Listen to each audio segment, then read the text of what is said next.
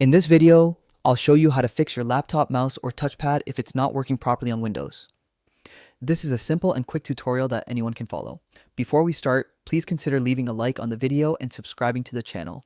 It really helps a lot and I truly appreciate your support. Now, if your laptop mouse isn't responding, don't worry. There are a few easy things we can check to get it working again. First, it's best to plug in an external USB mouse for now so you can navigate easily while we troubleshoot the touchpad. The first thing you should do is open the device manager. You can do that by searching for it in the start menu. Once it's open, scroll down until you find the section that says Human Interface Devices.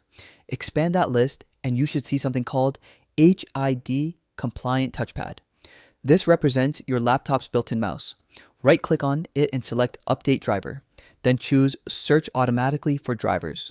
Windows will check to see if there's an updated driver available for your touchpad and install it if needed.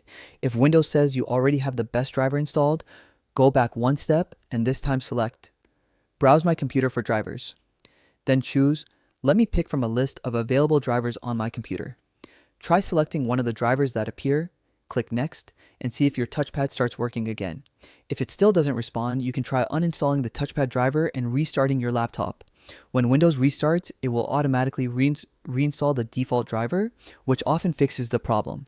Another thing to check is your touchpad settings. Open the Windows settings menu and go to Bluetooth and devices. From there, select touchpad. Make sure the switch for your touchpad is turned on.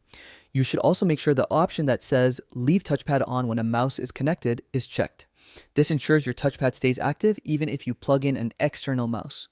If you still don't see any response, it's worth restarting your computer. Sometimes, temporary system glitches can cause the touchpad to freeze or stop responding, and a simple restart clears that up.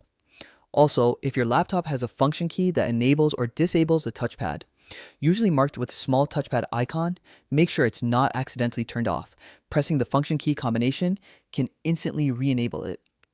And finally, if none of these methods work, visit your laptop manufacturer's website, go to the support or driver section, and download the latest touchpad driver for your specific model. Installing that manually usually solves the problem completely. That's how you can fix a laptop mouse or touchpad that isn't working on Windows. I hope this tutorial helped you get things running smoothly again. If it did, please take a moment to like the video and subscribe to the channel for more helpful tech guides like this one. Thank you so much for watching, and I'll see you in the next video.